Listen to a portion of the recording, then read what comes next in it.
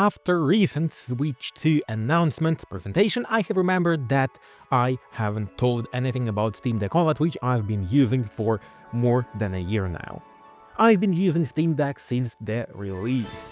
Ever since the SteamDeck first version, LCD version, was announced, I have pre-ordered it 1 year before it was available for purchase, and straight after that I have bought it. I have pre-ordered the top version. It was back then 512 GB, and it was okay. Pretty good for the price and pretty good for the market, which only had Nintendo Switch, which was kinda not my cup of coffee, but at the same time it had some sort of Chinese versions which costed around $1,000 or sometimes even more. So in that paradigm, SteamDeck looked pretty good, but after long usage I have understood that SteamDeck is not as great as it could be, so after something about a year and a half, I have sold SteamDeck LCD version and have bought Asus ROG Ally, the review to which you will see right now up in the right corner. So Asus ROG Ally was pretty good, but still it was somehow worse than SteamDeck. And then SteamDeck OLED was presented. It took me some time to understand that I really like a portable, and then I have bought it in March 2024. Why do I like portables? Portables is a great thing for you to game on if you are located not at home for a long period of time, for example, if you are working, or at the same time if you are working at the desk all of the time. Since if you are working at the desk, you have association from desk with work or studying. At the same time, you can lay down on the couch in the bed and you can play the same games on the same Steam Deck, or you can stream the same games from your PC to your Steam Deck. Essentially the same console-like experience fans of PlayStation and Xbox keep talking about. And last but not least, why I really like portables which are not Nintendo Switch, for example, is because you do not need to pay extra. Both on Steam Deck running Linux and both on Windows portables, you do not need to pay extra for separate games. For example, I have Witcher 3 game on my Steam account, the same Witcher 3 I will have on any portable I would buy. The thing is that I will not be able to play simultaneously on my portable and my PC since one account limits, but at the same time, if you do not plan on sharing your account with someone, it's more than okay. And of course, you really need to mention different type of emulators. PSP, Sega, NES, even Nintendo Switch emulators can be downloaded and installed into the desktop mode of Steam Deck.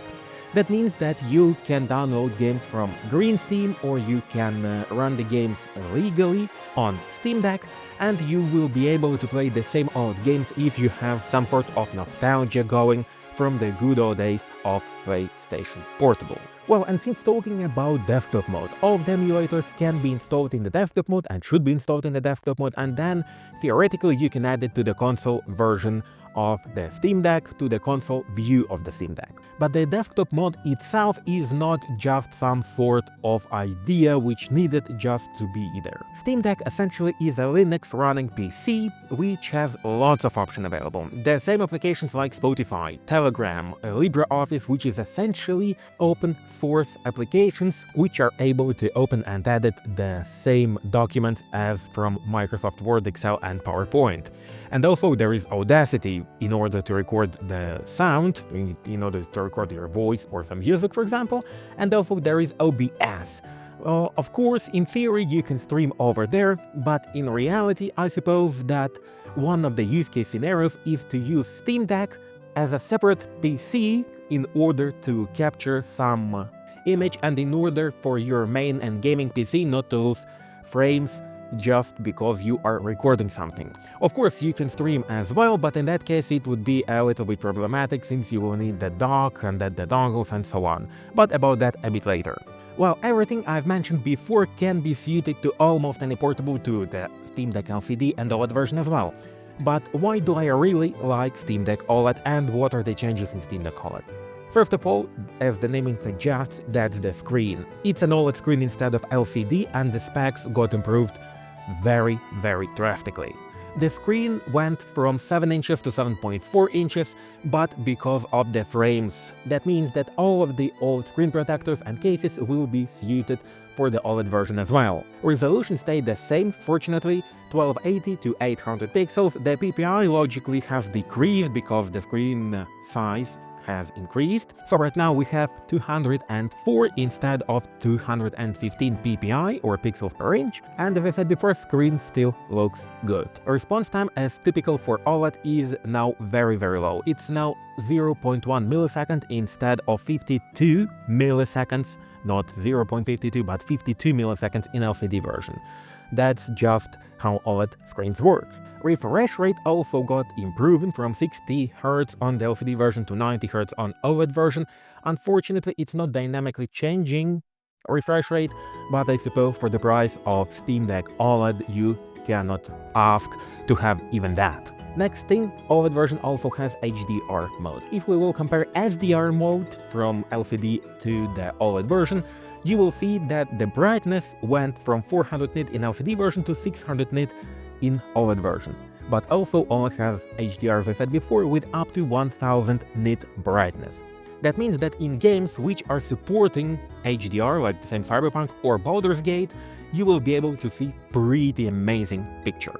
And comparing to the same Windows portables which I have tried, you do not need to set up HDR yourself. HDR in SteamDeck OLED is already turned on for the games which support it and turns on automatically, and you do not need to download some applications, then to set it up personally and then just understand that nothing works and go to Reddit to find the answer.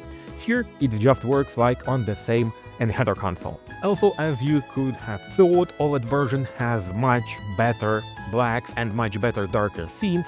It also has much better color gamut. DCI-P3 has 110%, and if we will compare sRGB, it went from 63% on LCD version to 117% on OLED version. So if you will compare LCD screen to the OLED screen, you will understand that the changes is phenomenal. Also, the thing which doesn't matter like a lot is that right now the refresh rate of the screen sampling, the sensor of the screen sampling, is now 180 Hz, so it is more responsive if you are using touch on your console. So if you will compare the same LCD to OLED version, you will understand that sensor on OLED version works much better than on LCD with much lesser lag. Talking about power and performance, on paper the chip stayed the same both on LCD and OLED version, but there are lots of little changes, little tweaks which have improved the quality of SteamDeck, and right now the second iteration of the first SteamDeck, the SteamDeck OLED, is right now much better compared to the LCD version. Right now we have much bigger fan, which is much more quieter, and of course at the same time it works much better.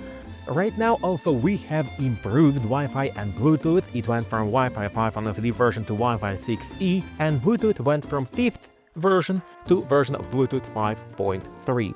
So right now wireless connection is much better than on the LCD version. Even the same 3.5mm audio jack got improved.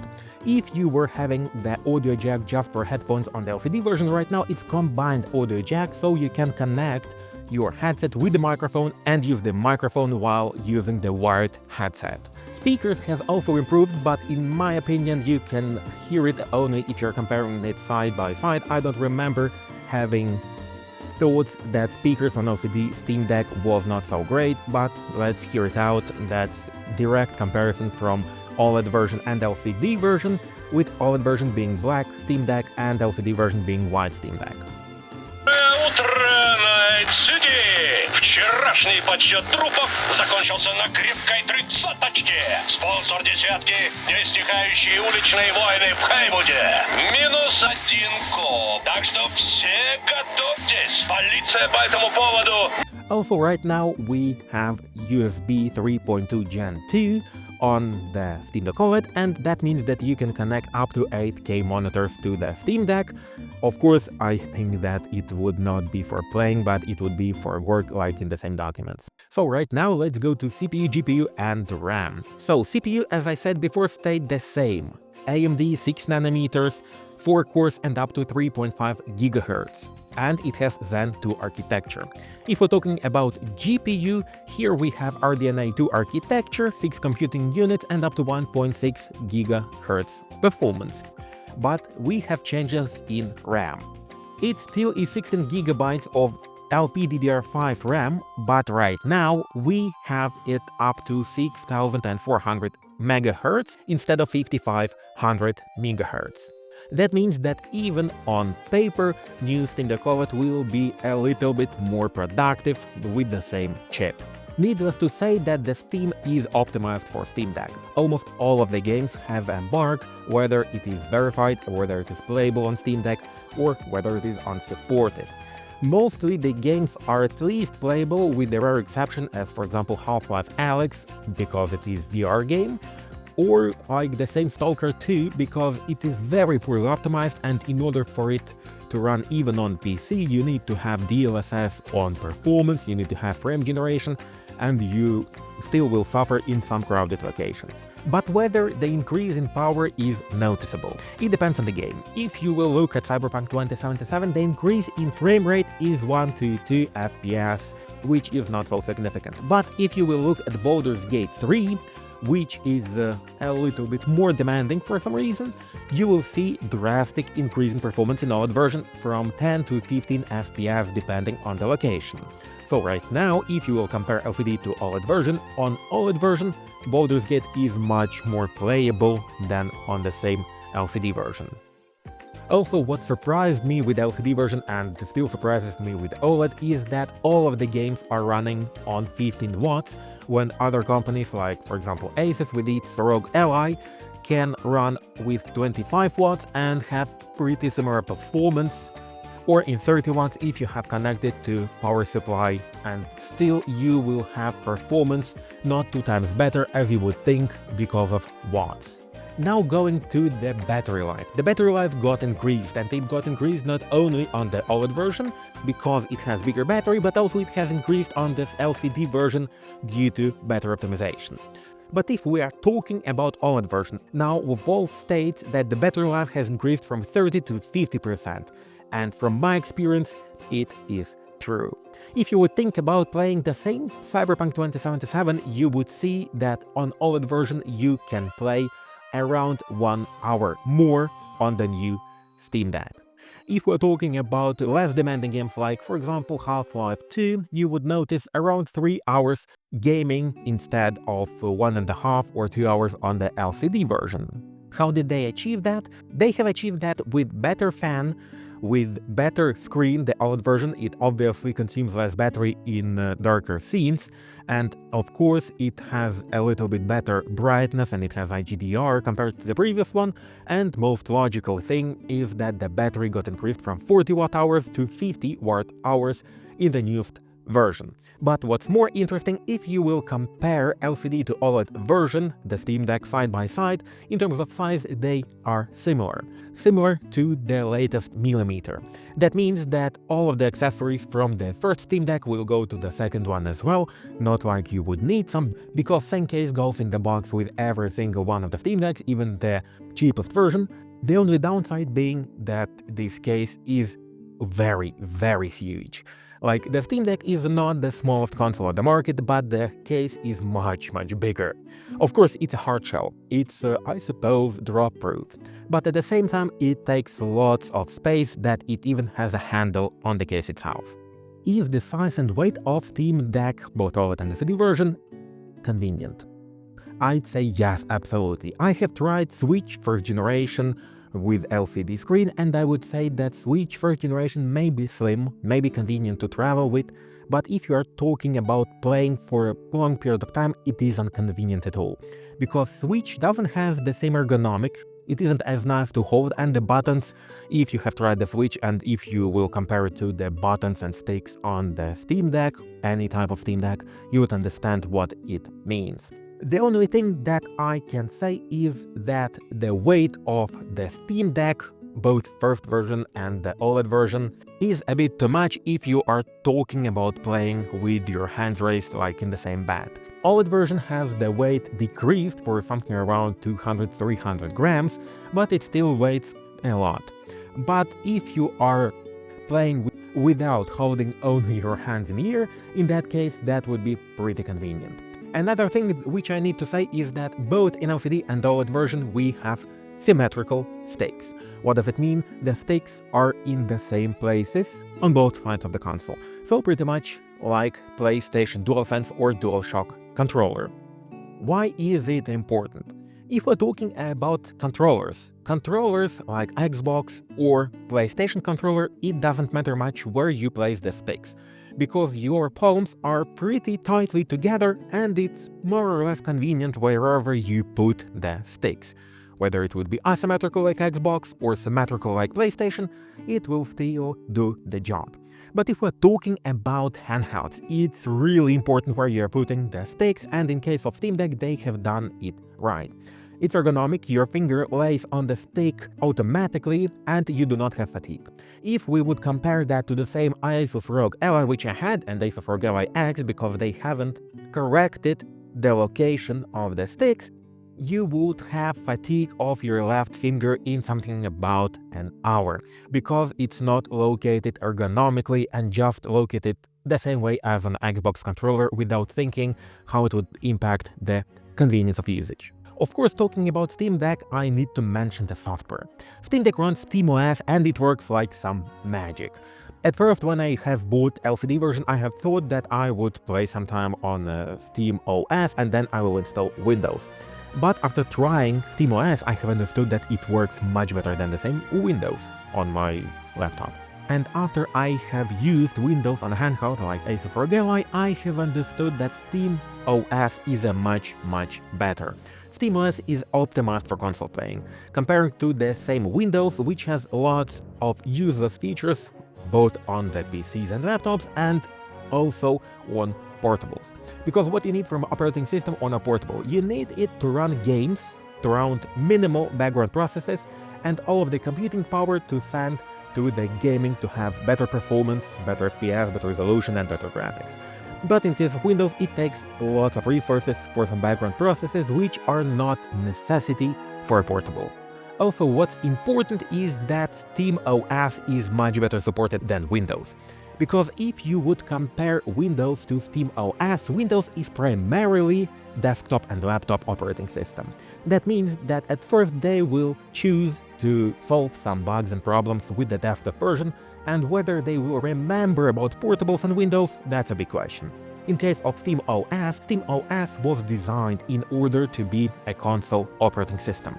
And from my experience, new updates comes to the SteamDeck, both OLED and LCD, regularly, at least once a month, and they really change something. The latest update that I remember, it has fixed the problem when if you're streaming Stalker 2 from your PC to your SteamDeck, it would have pretty noticeable delay. So this problem right now is solved. And another very important thing which seems like nothing is that orange button over here. So that's a power button on SteamDeck. But what's so important about that? If we're talking about Windows, you'll have the same turn on button, but if you will press it when playing the game, you will go to sleep mode, but your portable will still consume lots of power because of Windows operating system. I have tried that and I have almost burned my Asus ROG Ally. That means that the fans are working, the CPU, GPU is still working, you just do not have a screen on. And the battery of course consumes greater than it would be with the decent sleep mode. On SteamDeck, the same button, the same power button, which is orange in the OLED version, it works like it should on a portable. When you press the button, everything turns down, you go to the deep sleep mode, when fans do not work, when the CPU and GPU are turned off, the screen is turned off, and essentially all you do, you just go to deep sleep mode. When you will press the button again, everything will wake up and you will restart playing the game from the place you have left.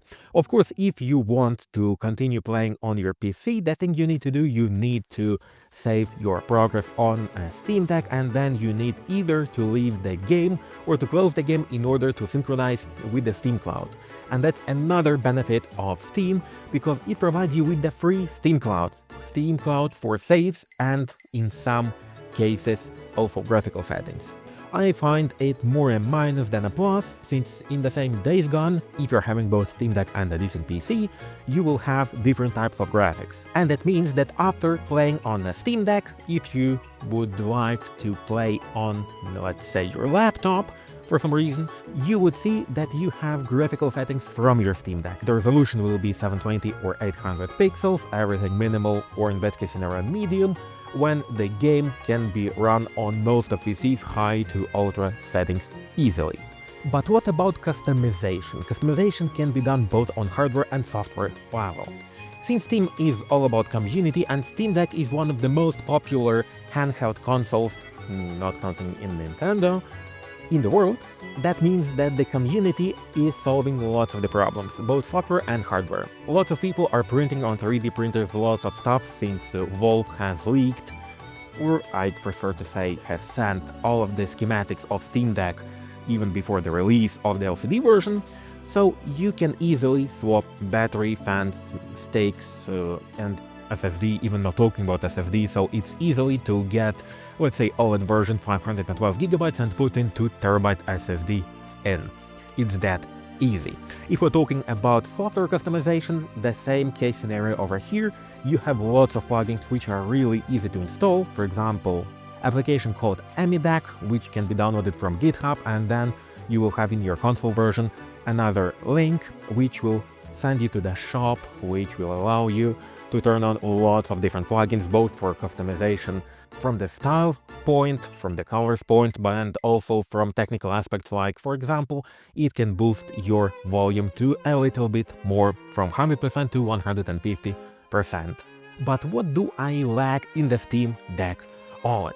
In my opinion, Steam Deck OLED is perfect as it is, of course comparing with the consoles we have right now. But what I would like to see, more like prefer to see, first of all, would be a little bit better chip. Since the games are more demanding right now, the personalization is much worse right now, and if they will put the same Z2 Extreme chip, which was presented in the January this year, in the next console, the Steam Deck 2, I would be very happy about it.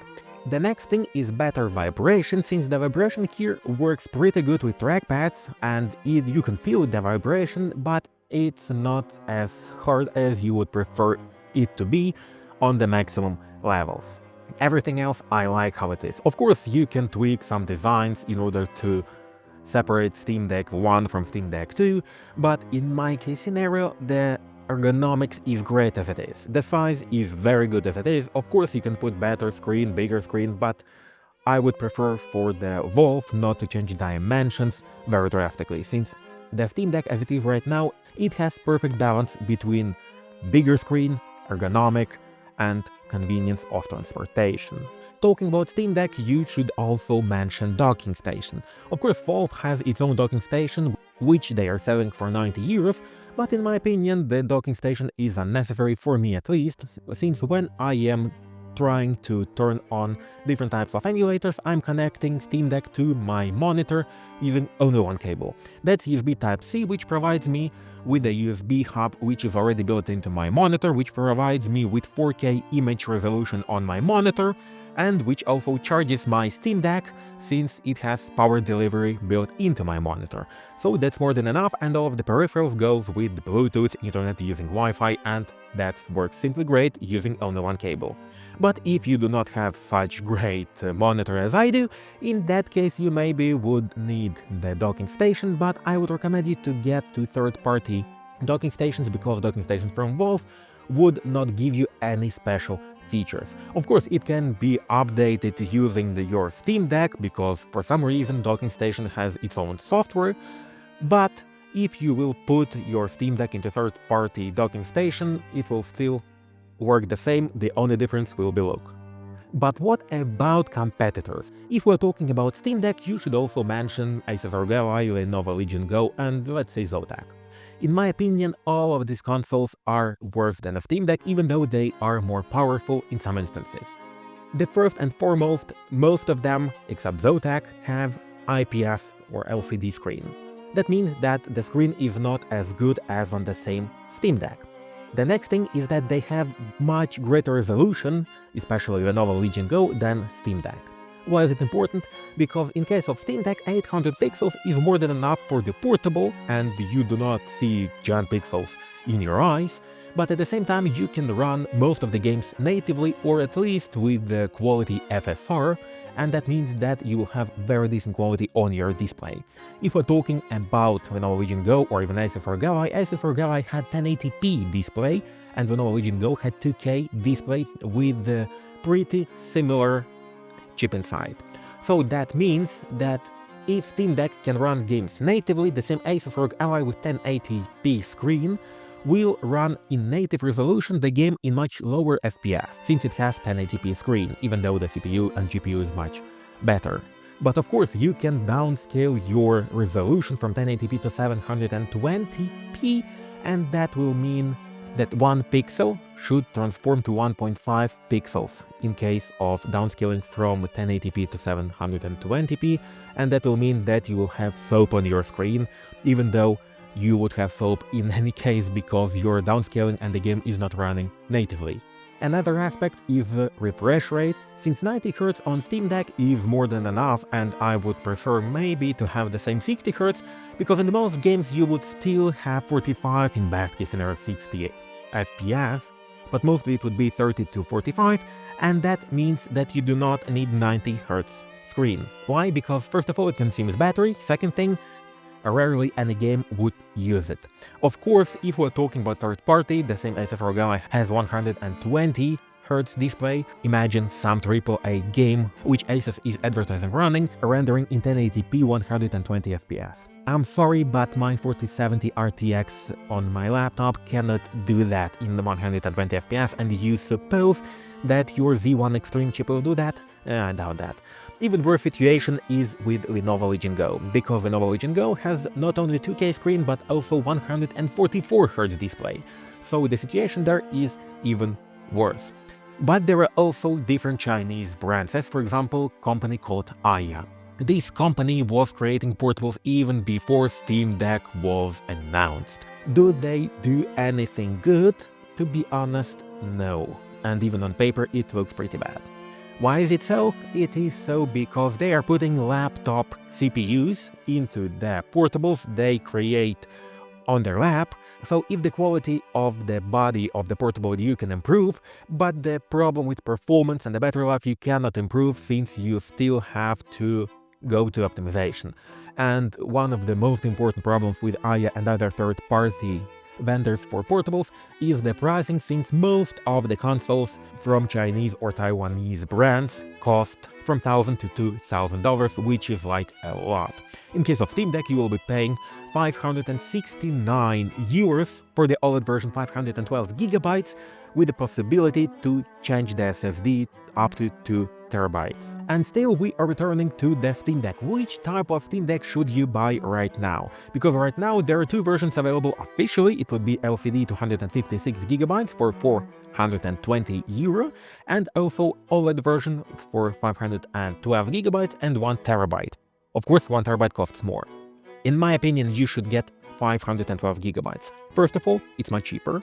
Second thing, you can improve your SSD by putting another one in. It doesn't cost so much and it's pretty easy to do. But what's more important, you will have standard glossy screen. Because in case of OLED, anti-glare screen is a very bad thing. Because the colors will fade, it will not look as crisp as on a glossy display. You can just compare it in your local shop. OLED monitor with matte display and with glossy display will always look better. Of course, if you would play somewhere outside under direct sunlight, the glossy display will be glossy, obviously, but if you are playing indoors, then glossy display will be much better. So I suppose you should get OLED SteamDeck. First of all, because of the display. Second thing, because it has much improved from the LCD version. The same as with the Nintendo Switch, the first iteration and the updated iteration, they have updated battery, they have updated a little bit performance, and so right now SteamDeck OLED is a real quality product, and as SteamDeck was meant to be from the beginning. But since mentioning Nintendo Switch, maybe you should wait for Nintendo Switch 2. There are only two types of people I see buying Switch instead of SteamDeck. First of all, hardcore Nintendo fans. No questions asked here, these people would buy anything Nintendo produces. And the next type of people are people who do not have PC. For example, they are running Mac OS and are playing PlayStation 5 or Xbox Series S or X, so they do not have Steam. And any new portable they would buy also games from the beginning. In that case scenario, I can think about buying Nintendo Switch. But even though, as told before, games in Steam would be much cheaper than in Nintendo Store. In other cases, the most logical choice is to buy SteamDeck if you are thinking about buying a portable.